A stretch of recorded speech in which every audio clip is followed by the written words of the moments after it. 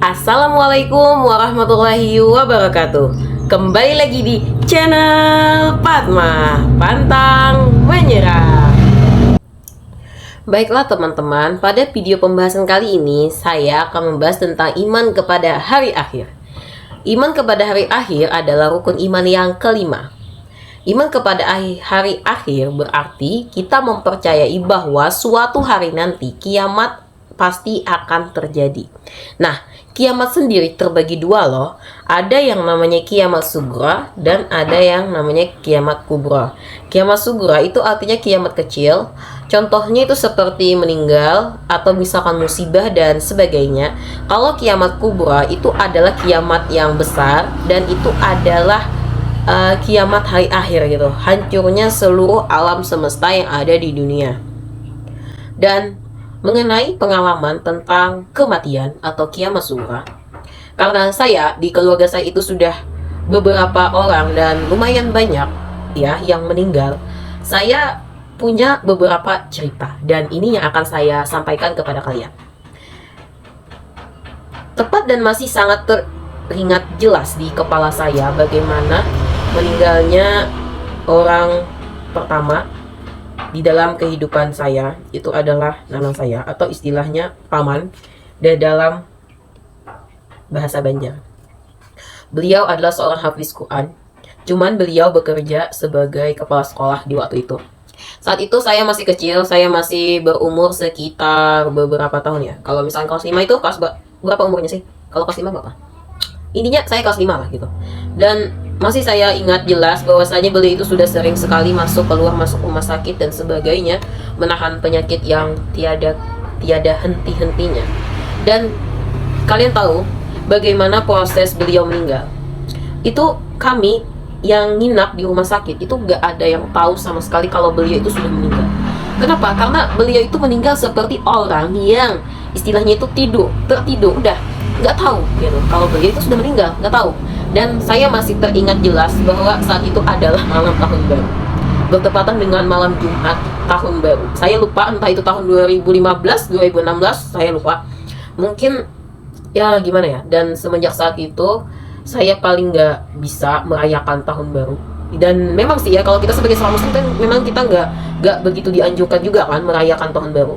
Karena setiap saya ingin melakukan istilahnya tahun baru, ingatan saya itu ingat kepada hal yang duka itu, menyedihkan. Yang kedua itu adalah meninggalnya paman ya. Jadi beda sih, kalau di keluarga saya itu ada nanang, ada paman. Kalau paman ini saya nggak tahu bagaimana proses beliau meninggal, karena istilahnya beliau ini nggak punya istri, apalagi anak ya kan, nggak mungkin dong punya anak kalau nggak punya istri. Dan lagi beliau kan istilahnya ditemukan sudah meninggal gitu. Jadi saya nggak tahu bagaimana proses beliau meninggal. Tapi saya tahu beliau adalah orang baik. Amin ya. Saya tahu beliau orang baik karena walaupun di tempat beliau itu nggak ditemukan satu butir beras pun, yang ditemukan adalah buku dan kitab-kitab ya, yang istilahnya kitab-kitab keagamaan lah seperti fikih, tauhid, akidah akhlak dan sebagainya. Itu ditemukan di tempat kediaman beliau. Ya namanya juga kan orang jomblo ya, jomblo. Jadi kan kita nggak tahu, nggak ada yang hadapin juga. Dan yang terakhir adalah proses meninggalnya ayah saya. Sebenarnya saya ini agak berat sih ya menceritakan tentang kronologi, istilahnya pengalaman meninggalnya ayah saya ini. Tapi ini bagian dari contoh kiamat sugra. Jadi saya jelaskan ya. Saya tahu ayah saya orang baik ya, orang baik saya tahu. Ayah saya juga meninggal sama seperti nanang, itu pada malam Jumat juga sama. Allahumma sholli ala sayyidina Muhammad. Amin. Semoga betul. Kronologi ayah saya meninggal itu sebenarnya sangat singkat, padat dan sangat sederhana. Tapi lebih sederhana nanang sih. Mungkin karena nanang itu hafiz Quran ya, jadi beliau cara meninggalnya lebih mudah. Saya ingat waktu malam itu malam Jumat, ayah saya masih sempat makan dan ibu saya masih menyuapi. Tepat sekitar pukul 1 ya, pukul 1 malam itu ayah saya sudah kayak kesulitan lah bernapas, sudah kayak nggak kuat lagi menyandang penyakit. Dan saat itu juga saya pergi ke tempat kediaman kepala desa sampai dengan mencari bantuan untuk membawa ke rumah sakit, untuk menjadi sopir yang bisa membawa mobil desa ya. Dan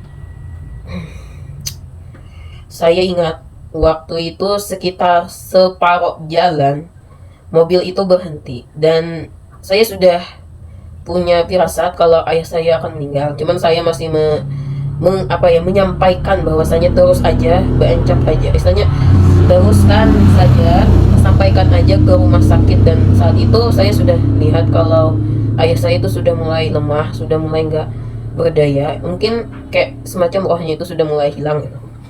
Dan tepat aja sudah sampai di rumah sakit itu, ayah saya sudah nggak bergerak lagi. Dan setelah diperiksa masuk ke ICU, orang memvonis bahwasanya ayah saya sudah meninggal. Selama ini orang pikir mungkin saya kuat. Gak ada sih seorang anak yang gak sedih kalau misalkan ayahnya itu meninggal. Tapi gak apa-apa. Saat itu saya berpikir, stop it mah, kamu gak boleh nangis saat itu. Kamu harus berpikir cerdas. Artinya logikamu harus tetap main, kamu harus tetap sadar gitu. Dan ya udah gitu, ayah saya meninggal di pondok saya tepat malam Jumat. Dan setelah itu dimakamkan setelah orang salat Jumat. Sama juga dengan nanang saya, dan ya gimana ya,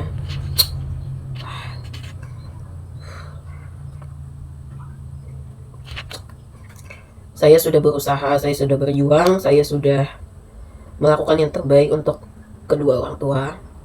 Dan saya berusaha untuk mengikhlaskan bahwasanya yang terjadi ini memang sudah ketetapan yang terbaik gitu.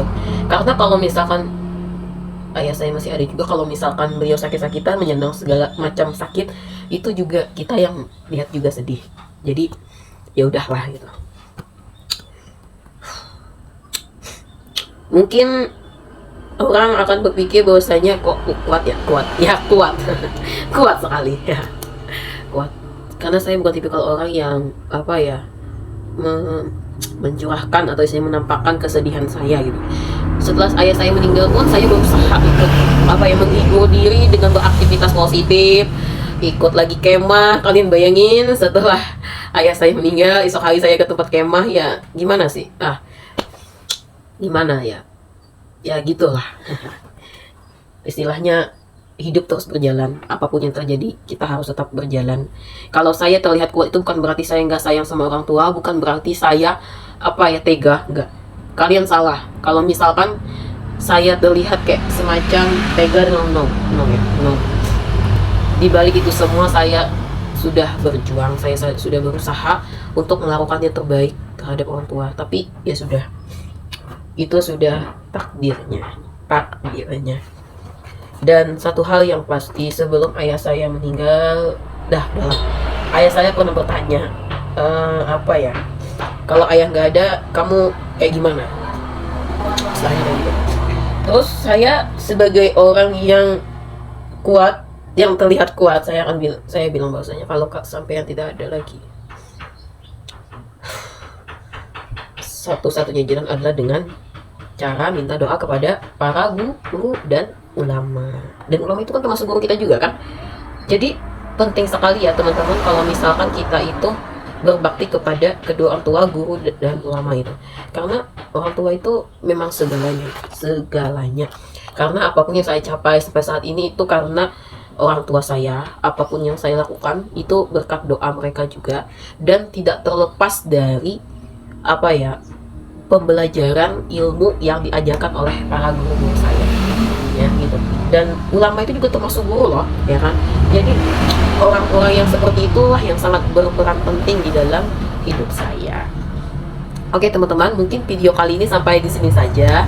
Kalau kalian ingin bertanya atau misalkan komen, silahkan di kolom komentar. Terima kasih sudah menonton. Wassalamualaikum warahmatullahi wabarakatuh.